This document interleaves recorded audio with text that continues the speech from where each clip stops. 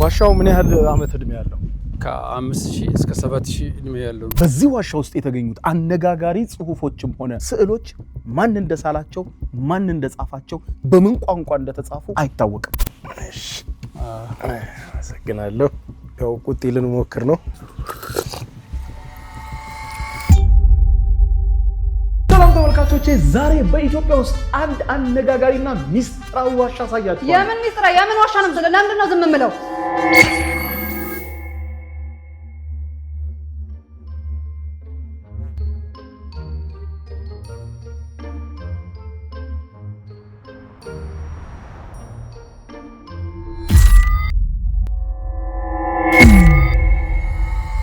ቴሌፖርት አድርገን እንግዲህ ድሬዳዋ ደርሰናል። የድሬዳዋ ታሪካዊ ባቡር ጣቢያ ጋር ነው ያለነው። አሁን መኪናው ይመጣል። ወደ ታሪካዊ ሚስጥራዊ ስዕሎች አሉበት እንዲሁም ሚስጥራዊ ጽሁፎች ተገኝተውበታል የሚባለው ሚስጥራዊ ዋሻ የት ነው?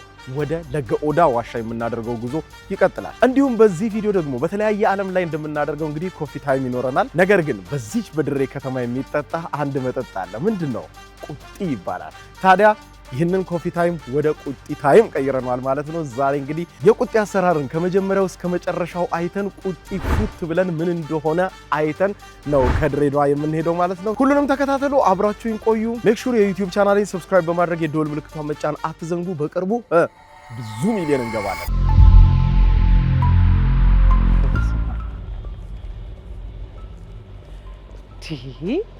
እንዴት ነው የሚያምሩት እነዚህ ቤቶች!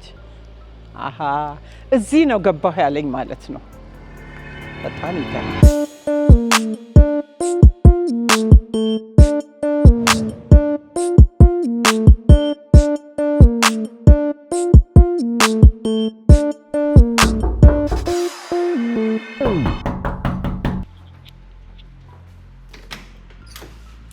አዲዬ እንዴት ነሽ? እንዴት ናችሁ? እንዴት ነው ቤታችሁ የሚያምረው? እናመሰግናለን። ያምራል አይደል? በጣም የት ሄዶ ነው ይሄ ልጅ ግን? የእሱ ነገር ምን እባክሽ፣ አንዴ ሚስጥራ ዋሻ አንዴ ምናምን እንዴት እንዳሰለች መዞር ነው በቃ። ኧረ በስመ አብ እስቲ አረፍ። ኧረ እንዴ ይሄንን ቤት ሳላይ አረፍ በይ ትኛለሽ? በይ አሳይኝ። ወይ በደስታ ነኝ። በጣም ነው የሚያምረው። እንግዲህ ወደ አነጋጋሪውና ወደ ሚስጥራዊው የድሬዳዋ ዋሻ እየሄድን ነው። ከከተማዋ ስንት ኪሎ ሜትር ነው አጠቃላይ ማለት ነው? እንግዲህ ከድሬዳዋ ከተማ 38 ኪሎ ሜትር ርቀት ላይ ነው የሚገኘው። መንገዳችንን ጀምረናል። አብራችሁን ቆዩ።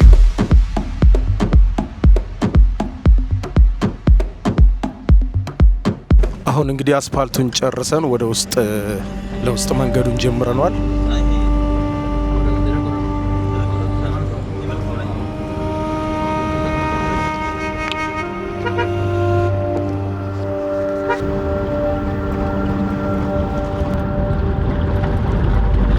ደስ ይላል የገጠሩም ድባብ። እንግዲህ ወደ ሚስጥራዊ ዋሻ የሚደረገው ጉዞ አሁንም ቀጥሏል። ትንሽ መንገዱ ረዘም ይላል፣ ግን ደስ ይላል በጣም። ደግሞ በጠዋትም ስለወጣን ገና ፍሬሽ አየር ነው እየሳብን ያለ ነው።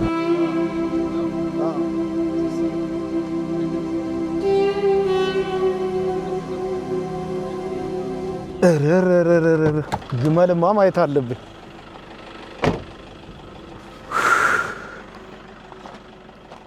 ቤት ነው የሚገባው፣ አጥር ነው መሰለኝ። ታዩታላችሁ እንግዲህ ገና መንገዳችንን እየሄድን ነው። በዚህም በጣም ነው የሚያምረው። እንግዲህ አጠቃላይ ጉዞ 38 ኪሎ ሜትር ነው። ብዙ አይደለም መንገዱ፣ ግን በመሃል ቆም ብለን ገጠሩን ደግሞ እንየው ብለን ነው ቪው። እዛ ሚስጥራዊ ዋሻ ጋር እስክንደርስ እኔ በጣም ነው የጓጓሁት፣ ብዙ ስለሰማው ስለዋሻው ማለት ነው። እንግዲህ ገጠሩ እዚህ ጋር ደግሞ ግመሎች አሉ። ምንድን ነው የሚባለው? ስንት ስም አለው? ነፍ ስም አለው እኮ። ቁልቋል ይባላል፣ ፊኒ ይባላል፣ ፍሬው ይበላል፣ ቁልቋልም ይባላል። እንግሊዝኛው ካክተስ ይላሉ። በነገራችን ላይ ከዚህ ከካክተስ ተክል ጋር ስጦታ ሰጠኝ የሆነ ሰው።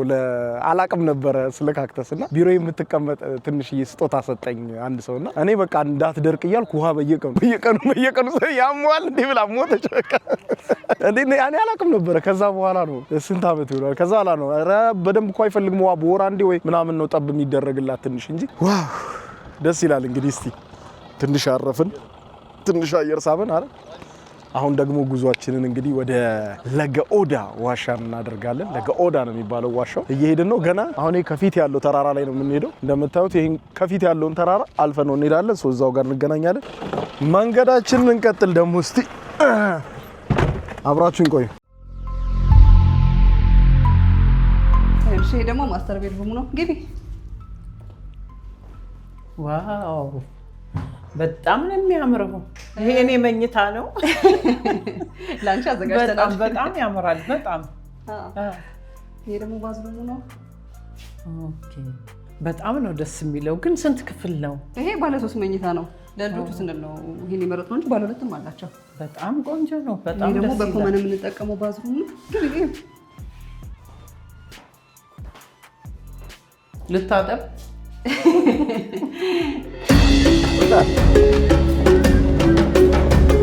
መንገዱ በጣም ወጣ ገባ ነውና ትንሽ አስቸጋሪ ነው ለመኪና ማለት ነው። እና እንዲያም ሆኖ ያውላችሁ ጉዟችንን ቀጥለናል። የአቮካዶ የቡና ተክሎችን እያያችሁ ነው የምትሄዱት። እርሻዎቹ እንዴት እንደሚያምሩ አረንጓዴነቱ። ይሄ እርከኖች ናቸው እንግዲህ ተራራማ እንደመሆኑ መጠን ያው እርከን የግድ ነው። እኔ እዚህ ሚስጥራዊ ዋሻ ጋር እስክንደርስ በጣም ጓጉቻለሁ። ለምን ነው ግን ስቲል ውሃ ካለ አፈሩ ደህና ስለሆነ ሰብስክራይብ አድርጋችኋል ግን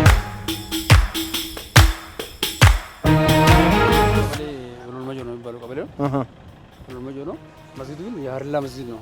ኦኬ እድሜዎቹ ያስቆጠረ እዛ ላይ ያለው 5000 ያስቆጠረ ነው። እዚህ ላይ ያለው ግን እንን ሀርላ እንን በሲሰሩ መስጊድ ሲሰሩ ካምፕ ነበረች እዛው ጋራ ላይ ያለው ያኛው ማለት ነው። እዛ ጋር እንደዚህ ጉሩ እንደ ካምፕ በአንድ በር ሁለት በር ያለው መቃብሩን እዛ ጋር ያለው የነሱ የሀርላ ነው። እንንና የሀርላዎቹ አንድ ጊዜ ነው እንደዚህ ያደረገው ከ5ኛ ክፍለ ዘመን እስከ 15ኛ ክፍለ ዘመን የነበሩ ጊዜ የሰራው መስጊድ ነው። እንን ራሱ ብዙ የሚገራርሙ ነገሮችን በየመንገዳችን ላይ ያየን ነው። እንግዲህ እንደምታዩት ይሄም እንደምታዩት እንግዲህ ከ5000 ዓመት በላይ የቆዩ እጅግ በጣም ጥንታዊ ቅርሶች ያሉበት አካባቢ ነው። በመንገዳችን ላይ እየጎበኘን እየሄድን ነው ማለት ነው ወደ ዋናውና ወደምናየው ሚስጥራዊ ዋሻ ማለት ነው። ገጠሩ በጣም ያምራል። ላይፍ ስታይሉ በጣም ነው ደስ የሚለው። የሆነ ከከተማ ወጣችሁ እንዳንዴ አየሩ ምግብ እርጎ የሆነ አየር። በነገራችን ላይ ኤቭሪ መንገዳችን ላይ ስንመጣ በቃ የምታዩት እንደዚህ ለም የሆነ ነገር ነው። ፓፓዬ፣ ቡና፣ በጣም ብዙ ተክሎችን በየቦታው ታያላችሁ። ይሄ ትልቁ ፓፓዬ ነው። እዛ ጋር ደግሞ ቡና ነው የምናየው። ሆፕፉሊ የሆነ ቦታ ደግሞ እንግዲህ መንገዳችን ላይ ካገኘን ልክ እንደዚህ ቆም ብለን ደግሞ እርሻ እናያለን። አለ ብሎናል አስጎብኛችን። በነገራችን ላይ ለድሬዳዋ ከተማ አስተዳደር ቱሪዝም ቢሮ እጅግ በጣም አድርገን እናመሰግናለን። ጉዟችን የተቃና እንዲሆን አድርጎ ተባብሮናል ማለት ነው። አሁን ደግሞ ጉዟችንን እንቀጥል። መንገዳችን ላይ እያየን ወደ ሚስጥራዊውና ወደ ዋናው መዳረሻችን ወደ ሚስጥራዊ ዋሻ እንሄዳለን። አብራችሁን ቆዩ። በጣም ያምራል። በጣም ነው ደስ የሚለው። ላይ ደግሞ የልጆቹ ክፍልም ላሳይሽ እስኪ። በጣም ደስ ይላል። ቦታውም ደግሞ ለትራንስፖርት ስለሚመች ብዙ አልተቸገርንም። ነይ እስኪ ደግሞ የልጆቹ መኪና እገዛለሁ፣ ችግር በጣም ይሄ የልጆቹ ክፍል ነው። አዎ የልጆቻችን ክፍል በጣም ነው የሚያምረው። በጣም ይሄ እነሱ ልብስ መደርደሪያ ነው የሚያስቀምጡበት። በዚህ በኩል ደግሞ እንትን አለው። ደስ ይላል። ይሄን ደግሞ በጣም ነው የሚያምረው። የሚገርም ቤት ነው። እኔ እኮ የክፍሎቹ አበዛዝ እዚህ ውስጥ የተኛ መስሎኝ ነበር። የለም እሱ አይደል። እዚህም ደግሞ ሌላኛው በጣም ነው ደስ የሚለው። በጣም እንዴት ነው ደስ የሚለው! እባክሽ በጣም ወድጄዋለሁ ይሄንን ቤት። በጣም አንዷ ስንት ፍለጋ እንዳገኘ ነው ደግሞ ታውቂያለሽ። አንዷ ክፍል ትሰጠኝ በደስታ አግኝተን በጣም ደስ ይላል። እችኛዋ ክፍል ምንድን ነው? እችኛዋ ደግሞ የሰራተኛ ማረፊያ ክፍል ነው። ኦኬ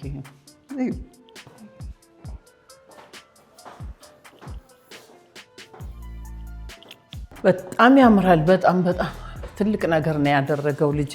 ወደድሽው? ኧረ በጣም ታውቂያለሽ ደግሞ ቤት ፍለጋ እንዴት ስንንከራተት እንደነበረ ይሄን ሲያሳዩን በቃ እንዳየነው ለመክፈል ራሱ አላቅማማንም። እንዴ ጥንቅቅ ያለ ነው ሁሉ ነገር ያለቀለት ነው። በቃ ከፈለ ገባን። በቃ በጣም በአጭር ጊዜ ወዲያው ነው የተረከበው። ግን እሱ ይሄንን ቤት ጥሎ ነው ዋሻ ለዋሻ የሚዞረው። ዝም አትይውም። ምንማ ስልችት ነው ያለኛው። የምመክሪ ከሆነ ደግሞ ንገሪኝ በደንብ በይና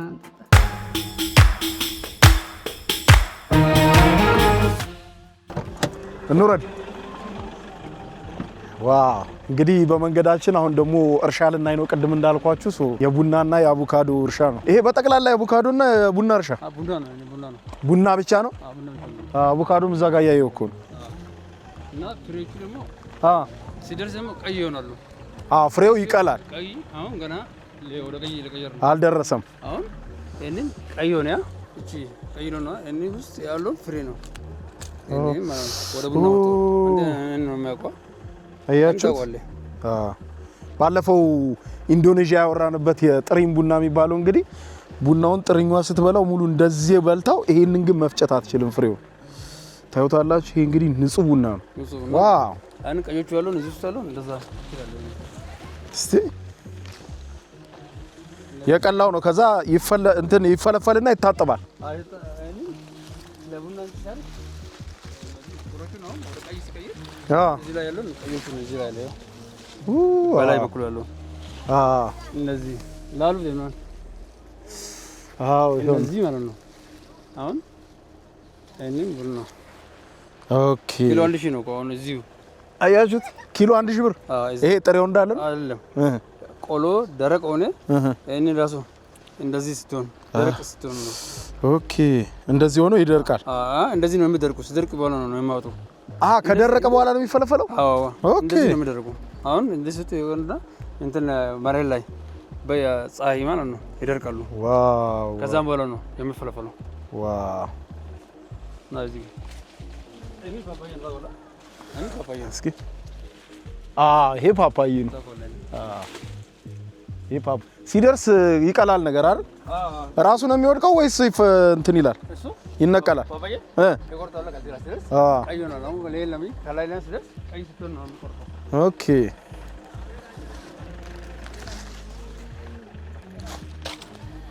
አሁን የኔ እርሻ ነው ያንተ እርሻ ነው? ያው የኔ እርሻ ነው። አረረረ ደስ ይላል። ያኛው ቡና ኦኬ። ኧረ እባክህ ቡና ገዝተን እንሄዳለና ከዚህ አልደረሰም። በቃ የምን ጋቢና ብቻ ከላይም ሆነን እንሂድ ብለን እንግዲህ ከላይ ሆነን በደንብ ተፈጥሮን እያየነው እየሄድን ያለ ነው። ግሪን ነው በጣም ነው የሚያምሩት ታውቃለህ። በቃ በአካባቢው ላይ በጣም ብዙ ምንጮች አሉት። አስጎብኛችንም እንደነገረን እነዛም ምንጮች እንግዲህ በደንብ ነው እየተጠቀሟቸው ያሉት። በጣም ለምለም ነው። ቡናው ምኑ ፓፓያው በደንብ ነው የሚበቅለው። እንግዲህ አሁን 4 ቀበሌ አልፈን ነው እየሄድን ያለ ነው ማለት ነው ወደ ሚስጥራዊውና አነጋጋሪው ዋሻ። አሁንም አልደረስንም። በመሀል ያሉት ቀበሌዎችን እያለፍን ነው ያለ ነው። ሰው ደስ ይላል። ሰላምተኛ ነው። ፍቅር ነው። በጣም ነው ደስ የሚለው። ይሄ ለምለም ነው። በስማ እንዴት እንደሚያምር በስማ ውሃው ራሱ ንጹህ ነው። ምንጭ ነው አይደል? ለዛ ነው። ኦኬ ረግረግ ነው አካባቢ። በቃ ውሃ አለው በደንብ። የሚገርም ነው። እንዴት ናችሁ? ሰብስክራይብ አድርገሻል? አንቺኛዋስ? አንተ ያኛው ሩጠ ሴት ነች። ኦኬ እኔ የምልሽ ግን ቤቱን ለመግዛት እኮ ብሩ አልሞላልኝም ሲል ነበር። እንዴት ተሳካለት? ወይ ፊሶን ሪል ስቴትን እኮ የመረጠው ለዚህ ነው አይደል? አንደኛ እንደምታየው ቤቱ ሙሉ ለሙሉ ተጠናቋል። ደግሞ በአንድ ጊዜ መክፈል አይጠበቅብሽም። የራሳቸው የክፍያ አማራጭ አላቸው። ቆይ ይሄ ሁሉ ሲሆን ግን ለምንድን ነው ያልነገራችሁ? መተሽ እንድታዩ ገና ላይ ወተሽ ቪውን ስታዩ ባልከኒ ላይ ቆመሽ ነው። ነይ ከመነግርሽ ላሳይሽ። እሺ ነይ አይደል? እሺ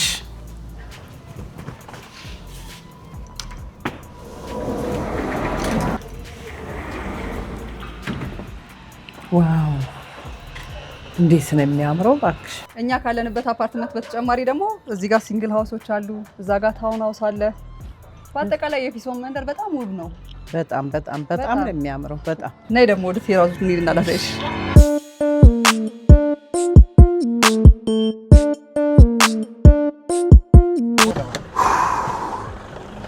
በስማ እንግዲህ ተመልካቾቼ ያው ረጅም ጉዞ አድርገን መተናል። በእውነት 38 ኪሎ ሜትር ትንሽ ቢሆንም ግን ለአስፋልት ነው ትንሽ። ለእንደዚህ ላለ መንገድ በጣም አስቸጋሪ ነው መንገዱ። እንግዲህ ቅርሶቹንም ለቱሪስቶች ምቹ ከማድረግ አንጻር መንገዱን በቅርቡ ይስተካከላል ብዬ ተስፋ አደርጋለሁ።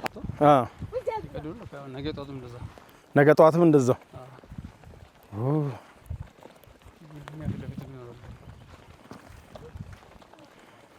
ዋሻው ነው። አይ ቅርብ ነው፣ ብዙ ሩቅ አይደለም ከመኪናው። እንግዲህ ከ38 ኪሎ ሜትር የመኪና ጉዞ በኋላ ትንሽ ደግሞ በእግር ተጉዘን አሁን የለገ ኦዳ ሚስጥራዊውና ብዙ የተጓዝንበት ልዩ ዋሻ ጋር ደርሰናል። ለመሆኑ የዚህ ዋሻ ሚስጥር ምንድን ነው? እዚህ ዋሻ ውስጥስ ምን አለ? ከአስጎብኛችን ጋር ወደ ዋሻው እንሄዳለን። ያሉትን አስገራሚ ነገሮችና በዋሻ ውስጥ የተገኙት አስገራሚ ሚስጥራዊ ነገሮችን እንዳስሳለን። ሚስጥሩ እስከዛሬ ወዳልተፈታው የለገ ኦዳ ዋሻ እንኳን ደህና መጣችሁ። ይግቡ በ45000 ካሬ ሜትር ላይ ወደ ተንጣለለው የፊሶን ሪል ስቴት እንኳን ደህና መጣችሁ። ቤቶቻችን ተጠናቀዋል። ይምጡና ይረከቡ። በተንጣለለው የፊሶን መንደር ታውን ሃውስ፣ ቪላና አፓርትመንት እንደ ምርጫው አቀርበናል። ዘመናዊና ቅንጡ አፓርትመንቶቻችን ከባለ 1 እስከ ባለ 3 መኝታ ተሰናድተዋል። እርሶን ይጠብቃሉ። የከርሰ ምድር ውሃ፣ ለተለያዩ ፕሮግራሞች የሚሆን ሰፊ ቴራስ፣ 24 ሰዓት የማይቋረጥ ተጠባባቂ ጄኔሬተር፣ ሰፊና አስተማማኝ የመኪና ማቆሚያ፣ የደህንነት ካሜራ ጨምሮ ይሄ ቀረሽ የማይባል ዘመናዊና ቅንጡ አፓርትመንት። ምርጫው ቪላ ከሆነ ደግሞ የተሟላና በ340 ካሬ ሜትር ላይ ያረፈ በውስጡ 6 መኝታ ቤቶች፣ 7 መታጠቢያ ቤቶች፣ 2 ሳሎን፣ 1 ባህላዊና 1 ዘመናዊ ኩሽናዎችን በውስጡ ያቀፈ ቤትም አለን። ታውን ሃውስስ ቢሉ በፊሶን መንደር ምን ጠፍቶ 5 መኝታ ቤት፣ 6 መታጠቢያ ቤትን፣ 1 ባህላዊና 1 ዘመናዊ ኩሽና አካቶ በ190 ካሬ ላይ ያረፈ 2 መኪና ማቆም የሚያስችል ሰፊ ግቢ ያለው የፊሶን መንደር። ይምጡ፣ ዛሬውኑ የቤት ባለቤት ይሆኑ። በ0952 78 78 78 ወይም በ0952 79 79 79 ላይ ሃሎ ይበሉን። ፊሶን ሪል ስቴት የርሶ። ዋሻው ምን ያህል ዓመት ዕድሜ ያለው? ከ5000 እስከ 7000 ዕድሜ ያለው ነው። ከ5000 እስከ 7000 ዓመት ዕድሜ ያለው ነው። እዛ ጥናት ያደርጉ። አሁን እዚህ ላይ ያለው ቱርኩም ጥናት ያደርጉ አሉ። ቱርኮቹ ጥናት ያሰሩ አሉ። ፈረንሳዮቹም አሉ እዚህ ላይ። ፈረንሳዮችም መጥቶ እዚህ ላይ ጥናት ያሰሩ። ግን የኛን እኔን እዚህ አካባቢ ተወላጅ ነው። ኦኬ ወልመጆ ቀበሌ ስለሆነ ኦኬ እኛ ህፃን ሆነ ገና ትምህርት በ1991 92ኛ አንድ ክፍል ስንገባ ፈረንጆቹ መንገዱ አልነበረም እንዳሁኑ። አንድ ትንሽ መንገድ ብቻ ነው የነበረው። ግን የዛን ጊዜ ፈረንጆቹ በመኪና ይመጣሉ ነበር። ፈረንጆቹ እንዋሻው ይሄን ዋሻ ለማየት አልፎ መንገድም ሳይኖር አልፈው ይመጡ። 89 በ1990 እንደዚህ አካባቢ እኛ ህፃን ሲሆን ገና ትምህርት ሳይጀመር ማለት ነው። አይ ዛሬ 20 ምናምን ዓመት 20 ምናምን አሁን ዛሬ 25 27 በ1990 ፈረንጆቹ ይመጣሉ።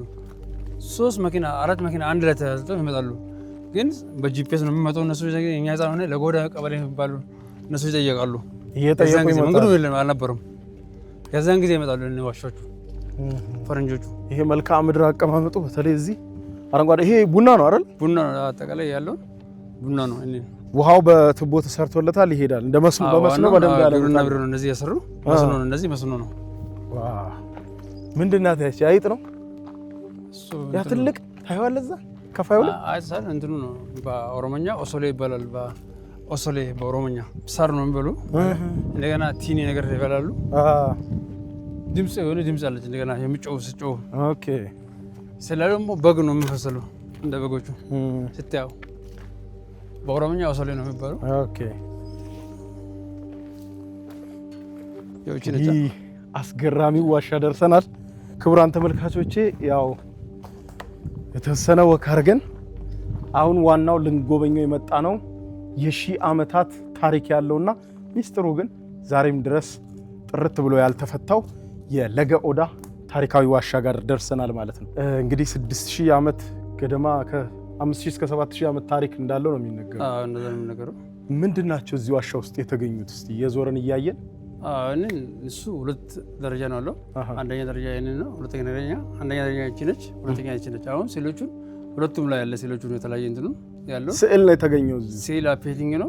ሲል ደግሞ ወደ ከ500 እስከ 600 ሲሎች እዚህ ውስጥ ያለው በጥናት ያገኙ 500 600 ስዕሎች ሲሎች እዚህ በጥናት የተገኙ እነሱ የተለያየ እንደ ፍየሎቹ አሉ፣ የጋራ ፍየሎችም አሉ፣ እንደ ግመል ነገር አለ፣ እንደገና እንደ ውሻዎቹ፣ እንደገና የዶሮ የአህያ የባህር ሜዳ አህዮቹ አሉ ጋራው እነሱም አሉ እና ራቢቱም አሉ እና እናያለን። ማን እንደሳላቸው ግን አይታወቅም። እነዚህ ብሔረሰቦቹን ህብረተሰቡን ሳይናውቅ እዚህ ጋር ማሽሎቹን ሲቆርጡ የፍየሎቹን እርባታዎቹ እዚህ ጋር የሰበሰቡና አመት ሲደርስ በእሳት ይቀጣጠሉ ሰዎቹ። ዋሻውን የፍየሎቹን እርባታ ማለት ነው የማሽላ እንትኑ የዛን ጊዜ በዚህ ጭስ እንደዚህ ያደርጉ እንጂ ማቶቹ ነበሩ። እነዚህ በሶስት እንትን ነው ያለው ከለር ነው። ቀዩ አሉ፣ ጥቁር አለና ነጭ አለ እዚህ ላይ ሲሎቹ። አሁን ከላይ እንጀምርና ግማሹን ደግሞ በጭምራ ቆም በዝናብ ጊዜ በዛ ነው ወረዱ እንጋይ የወረዱ ላይም ነበሩ ሲሎቹ።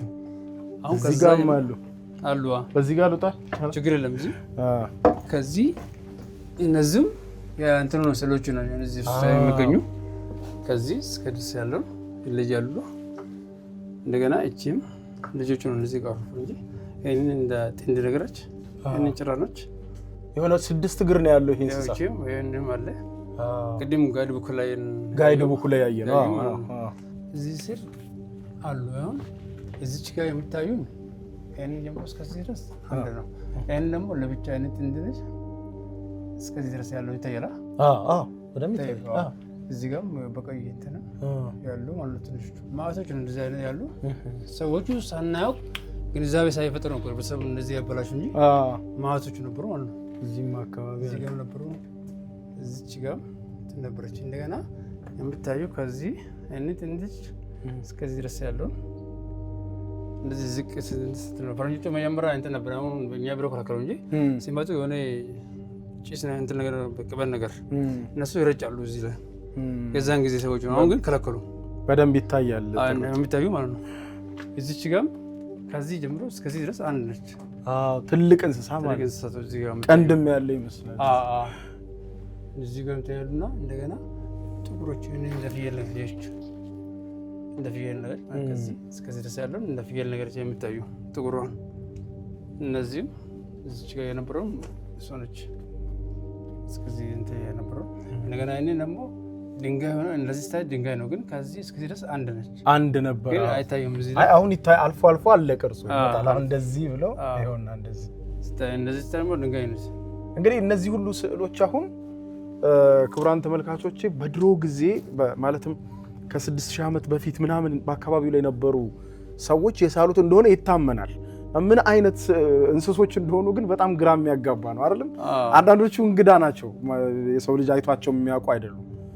እና ስለ አካባቢው ላይ በተጻፉ መረጃዎችም እንዳየነው ከሆነ የዚህ ዋሻ ውስጥ የተገኙት እነዚህ ስዕሎች ምናልባትም በዛ ጊዜ በዛ ዘመን ሊኖሩ ይችሉ የነበሩ እንስሶች ናቸው ተብሎ ነው ድምዳሜ የተወሰደው። እንዳልኳችሁ ጥርት ያለ የተገኘ ዝርዝር ነገር የለም። አሁንም ዋሻው እንደምታዩት እንደዚህ ሰያፍ ነው የሚሄደው። እስቲ ጉብኝታችንን እንቀጥል። አስጎብኛችን በአብዛኞቹ እንደዛ እያሉ ነበሩ ሰዎቹ ምጥራቱ ሲያደርጉ የዛን ጊዜ የነበሩ የዛን ሴንቸሪ ጊዜ የነበሩ ሰዎችን የምጠቀሞቹን በስዕል ያስቀምጡ ነው አሉ። እንደዚህ ነው የሚታሰቡ። ይሄን እንደሰው ነው። ይሄ አሁን የሰው ነው ቅርስ ነው። ደግሞ እንደራስ ነገር ለብቻ ነች። እቺ ጭራም ነገር አለ። እንደዚህ ጥቁሩም አይነ ጥቁሩም እንደዚህ ያለች ጥቁሯን እንደገና እቺም ደግሞ ለብቻ ነች። እቺ እንደገና የሆነ እዚች ጋር ትልቅ እንትን አለች። ይኸውዚህ ከዚህ ይሄ ትልቅ እንትን ያለው ትልቅ ነች። ይሄ ትልቅ እንስሳ ነው። ይሄ ትልቅ እንስሳ ነው። ትልቅ እንስሳ ነች። እስከዚህ ድረስ ማለት ነው ይታያሉ። ይሄው ከዚህ የበሬም ይመስላል። በሬም ይመስላል ግን ይለያሉ። እንዲም አለ እዚህ ጋር ተደረጋሉ። እንደዛ ማለት ወደ እስከ እንትን ድረስ ሄዳ ይሄ እንግዲህ ጋር እንደዛ ነው። አይደል እንደዛ ነው። በትንሿ ነው እንደ ቀደሙ ነው ሆነ እነም እስከዚህ ድረስ ያለው እንደዚህም እንደዚህ በቀዩ እንትን ያለው ከዚህ እስከ ድረስ ያለው እሷ ነች። እና እዚህ ጋር ደግሞ ጥንድ ነች። እዚህ ጋር እግር ነው። እነዚህ ይታያሉ። እዚህ ጋር ይታያሉ። እዚህ ጋር ወደቀ ራሱ ሌሎቹ እዛ ስር ነበር። የዚህ የወደቀው አለትም ላይ ተቆርሶ አሁን 3 ዓመት 4 ዓመት ሆነ ከወደቀ አሁን ወደ ታች ነው ወደና ከደማንተ። አሁን ሁለተኛ ላይኛውን ጨርሰናል። አንደኛውን የመጀመሪያ ላይ የነበረች ከስር 2 ደረጃ ነው ያለው። አንድ ደረጃን ጨርሰናል። ሁለተኛ ደረጃን እናየውና እሺ።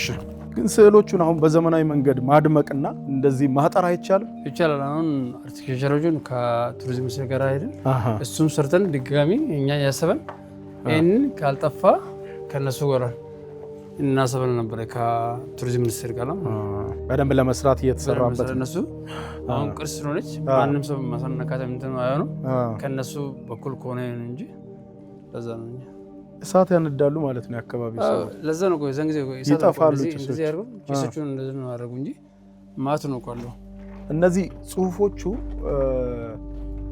የምን ጽሁፎች እንደሆኑ መለየት አልቻለም ከአረብኛ ጋር ግን ይቀራረባሉ ዘጋለ ስለሱ እነዚህ ናቸው እዚህ ጋር ነው መጥቷል እነዚህ እንደዚህ ነገሮች እንደ አረብ መሰላሉ ተነስቶ ግን የምን አይነት ቋንቋ እንደሆነ መለየት አልተቻለም እኛ እነሱ የዛን ጊዜ ጥናት ያደርጉ ነው እንጂ በእኛ በኩል ጥናት የሰራ አሁን ገና ለጥናት እንደገና ለመስራት ነው ከዚህና ሌሎቹን እዚህ ቀበሌ ውስጥ ያለው ውሻዎቹን አንድ ላይ ጥናት ለማድረግ ነው እኛ ያስበናል ሌሎቹ ማለት እንደዚህ አይነት ጽሁፎች አሉ ሌሎቹ አሉ ማህበረሰቡ ኦኬ እኔ ከዚህ ጀምረች ነበርችና አሁን ወደዚህ ዋሻው ግን ይሄ በመሸረፍ በመናድ ላይ ነው ያለው አንዳንዴ አልፎ አይደል ተላ እንደ ምንድነው ካርከሮ ምናምን የሚመስለው ካርከሮ የሚመስለው እንደዚህ ይሄ ጥምዝንቱ ቀንዱ እንደዚህ ያለ እኔ ቀዩ እኔ ስሜ አብዲ ሙስጠፋ ይባላል ከድሬዳዋ ባህልና ቱሪዝም ውስጥ ከቱሪዝም መድረሻ ልማት ባለሙያ ነኝ አሁን ለጎዳን ከድሬዳዋ 38 ኪሎ ሜትር ላይ የሚገኙ ታሪካዊ ቦታ የዋሻው ጥንታዊ ከ5000 እስከ 7000 እድሜ ያስቆጠረው ታሪካዊ ቦታ ነው እኔን እንደዚህ አይነት ቦታ እኛን ከሁሉም መጀዋለን ሀርላ ጥንታዊ ከተማ ከ6ኛ ክፍለ ዘመን እስከ 15ኛ ክፍለ ዘመን የነበሩ ታሪካዊ ቦታዎች አሉ ጥንታዊ ከተማ ኦኬ እንግዲህ የለገ ኦዳ ዋሻ ጉብኝታችን ተጠናቋል ከዚህ ቀደም እንግዲህ የሆንግ ኮንግ ቪዲዮ ጉብኝቴ ላይ ምን ብያችሁ ነበር ወደ ምስራቁ አካባቢ ቁጢ እየተባለ የሚጠጣ እንግዲህ ብዙዎቻችሁ ያው ልታውቁት ትችላላችሁ ለማታውቁት ደግሞ በሀገራችን በኢትዮጵያ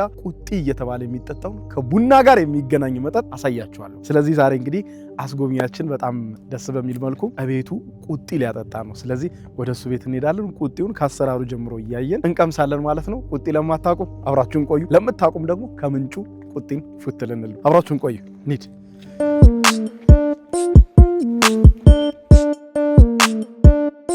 እንዴት ነው የሚያምረው ባክሽ በስማ ይሄ ደግሞ ልደት ቢኖርብሽ ሰርግ ቢኖርብሽ ልጅ ብድሪ የተለያየ ፕሮግራም ቢኖርሽ በቃ በጣም ጥሩ ቦታ ነው በጣም ነው ደስ የሚለው በጣም ናይ ደግሞ እይታውን ደግሞ ከዚህ ጋር ሆነሽ ይውማሽ በጣም ነው የሚገርመው የከተማው እይታ እንዴት ነው የሚያምረው ባክሽ በቃ አልሄድም እኔ እዚሁ ነው የምቆመው ይሄ ብቻ መሰለሽ በአንድ አፓርትመንት ላይ 2 ቴራስ ነው ያለው ኧረ ባክሽ አዎ በተለያየ አንግል ከተማው ማየት ይችላልሽ በጣም ነው ደስ የሚለው ወደድሽ አይደል ኧረ በጣም ያምራል በጣም ነው የሚገርመው እያንዳንዱ አፓርትመንት 2 ሊፍት ነው ያለው ያው 24 ሰዓት የማይቋረጥ ከፊሶን ቤት የገዛ ሰው የመብራትና የሆነ ነገር ጭራሽ ነው የማያሳስበው ድንገት እንኳን መብራት ቢጠፋ 24 ሰዓት ስታንድ ባይ ሆነ ጄኔሬተር አላቸው ውሃም ከከርሰ ምድር ስለሆነ ሁሉ ጊዜ እንዳለ ነው በጣም ነው ደስ የሚለው እንግዲህ ክቡራን ተመልካቾቼ አሁን ተጉዘን አስጎብኚ ቤት ደርሰናል ማለት ነው ስለዚህ ቁጢ ልንጠጣ ነው ቁጢን ግን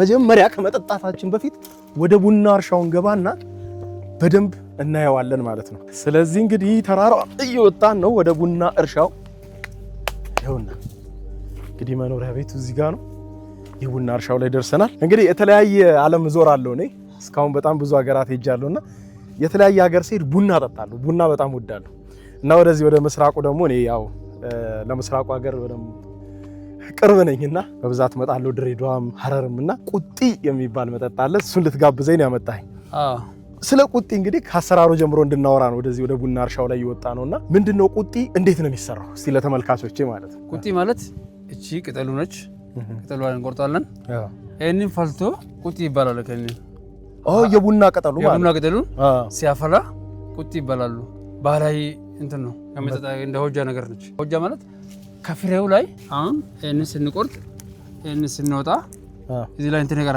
አሉ ይሄንን አሽራ ይባላል እምትለይ የቡናው ፍልፋይ ማለት ነው ፍልፋይ ማለት ነው ይሄንን ፍሬው ከወጣ በኋላ እነዚህ የቀሩ እነዚህ አሽራ ይባላል ሆጃ ማለት ቁጢ ማለት ይሄንን ደግሞ ቅጠሉ ቆርጠን ካፈላ በኋላ እንደ ሻይ ነገር ነች ቁጢ ይባላል ባህላዊ እንትን ነው የምትጠጡ ነው ስለዚህ የቡና ቅጠሉ ነው ቁጢ የምንለው ቅጠሉ ተፈልቶ ስንጠጣ እዚህ ላይ መቆረጥ ይችላል ማለት ነው ይሄንን እንቆርጣልና ይሄንን ነው የምንፈለው። ይሄ ይፈላል ማለት ይፈላል። ይሄንን ከላይ ያዝና እንትን እንደዚህ እያችሁ እንግዲህ ቡና ፍሬው ብቻ ሳይሆን ቅጠሉም የሚፈለፈለው ፍልፋይም እንደምታዩት ተፈልቶ ይጠጣል ማለት ነው። ይሄ አሻራ ይባላል ፍሬው ተፈልፍሎ ማለት ነው። ይሄ ደግሞ ቅጠሉ ቁጢ ይባላል። ስለዚህ አሁን የምንጠጣው ቁጢ ነው። ይሄውና የቡናውን ቅጠል ይሄ በቃል አይኔ አይደለም ቅጠሉ ለብቻ ነው። ቅጠሉ ለብቻ ነው። ስለዚህ ይሄን ዝም ብለን የቆረጥን እቺን ለማስታወሻ ይዛታል። ለማስታወሻ ነው። ይሄንን ነው የሚፈለው። አሃ ይሄ ተፈልቶ ይሄን ወደ ቤት እንወስደንና ይሄን ቅጠሉ እንደ ሻይ ማለት እንደ ሻይ ይሄንን ክትሊ ውስጥ ይነርግና ይፈላል። እሺ አሁን እናደርጋለን። እሺ ቁጤያችንን ልንጠጣ ነው። አሁን ተሰናድተናል። ያው ቁጤያችንም ተፈልቷል። የቡናው ቅጠል ማለት ነው ልክ እንደ ሻይ። ስለዚህ ዛሬ እንግዲህ የዚህ ቪዲዮ ኮፊ ታይም ቁጢ ታይም ብለናል። ከለሩ ወደ ቢጫ ነው የሚሄደው። አዎ ሲፈላ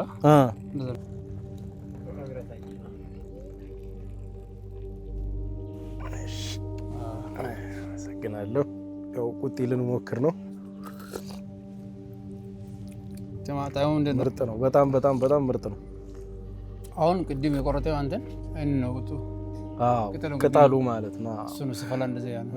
አይ ቡና አይልም ግን እንዴት ነው ሻይ ነገር ወደ ሻይ ነው ወደ ሻይ ነው። እኔን በአብዛኛው ቆርጣዎቹ አሁን ትልቆቹን አቦቶች ይቆርጣሉና ይቀመጣሉ ቤት ውስጥ ይደርቃል። ካደረገ በኋላ አይንን አሸራ ነው የቅድሙ ያፈርፈሉን እሱ ያልቃል። ቡና ሰርቅ እሱ ሲያልቅ ይጠፋል አሸራ መባል። የዛን ቦታ አይንን ቁጢው የተካሉ ያሻራው መተኪያ ነው እሱ እንደ ዋና ነገር አይወስዱት። እንደውና አንዳንድ አልፎ ነው እንጂ አሁን የዱሮ ባሎቹን እኛ አቦታችን ቁጢ ብቻ የሚፈልጎቹ አሉ። እነሱ ቤት ውስጥ ደርቆና ከዛ በኋላ እንትን ያደርጋሉ እንደ ሻይ ነገር እንደ ሻይ ቅጠል እኛ ነው ፍሬሽ ነው። አሁን ቆርጠው አሁን እንትን አደርጋለሁ። በጣም ልዩ ነው። በጣም ቡና አይልም ያው ሻይ እንደ ሻይ ነው። ቆንጆ ሻይ እሱ ካሜራማኑን ይቀመስና እንደ ባህላዊ መድኃኒት ነው። ጥቅም አለው። እሺ የምጠቀመው ነው። አሁን ኩላሊት እንትኑን የሚለው የምትጠቀመው አባቶችን እንደዛ ነው። ወገቦቹ ላይ አባቶች እንደዛ ነው። ይሄ ለወገብ ህመም ለእግር ህመም ምናምን ይጠጣል ነው። በስመ አብ ስንት ዓለም ዞረን ቡናውን ከነቅርንጫፉ ከነቅጠሉ አልቀረንም። እንግዲህ እናመሰግናለን።